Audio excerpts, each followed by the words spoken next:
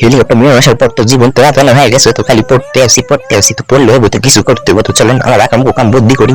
আচ্ছা খুঁজতেছি কফি, তো খুঁজতে পাইছি হালার পরে চিপার মধ্যে লুকা ছিল, তো যত চিপার মধ্যে লুকা থাক তোর তো আমি খাইবাম।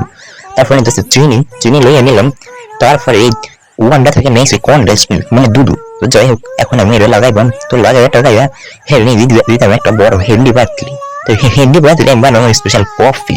তো লাগাইলাম, পানি দিয়ে দিলাম। তারপরে এই ফ্রুটটা দিয়ে যে পড়তো না হেরা তো আমি জানি, তো চুকায় মাখায় যে হেনি পড়ছে বেশি করে দিছি, বাংলা জিনিস তো বকুল রাগে খাই। তো বেশি করে দেওয়ার পরে আমি মনে দিচ্ছি চিনি, তো চিনি দিতে আসি বাংলা চিনি দেওয়ার পরে এটা ফোটাইছি। তো কফি কি দিলাম না, তো কফি দিলাম না। এরপরে চাকরি খুঁজে আমি জানি একটা কাপ খুঁজে নিছি মায়ের সেই দামি কাপের মধ্যে বানাম আজকের কফি। तो ये क्या हुआ, क्यों हुआ, कैसे हुआ? তো দুধ ডরে পানি দিয়া ফাইটাই আছে, মানে ছানা হয়ে গেছে সবাই কোটটার দোষ। তো যাই হোক কিছু তো একটা করা লাগবে না, তো পিঠা মাটিতে পারবো না।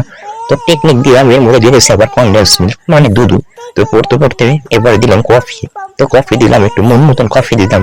তারপরে ফাটা দুধ দিয়ে দিছি, দেওয়ার পরে ঘাটায় ঘুটে আবার একটু কফি দিয়ে স্টাইলিং মারলাম। তো যাই হোক এটা খাইয়ে দিয়ে আমি পড়তে বসবো, মানে মোবাইল টিপবো। তো ভালো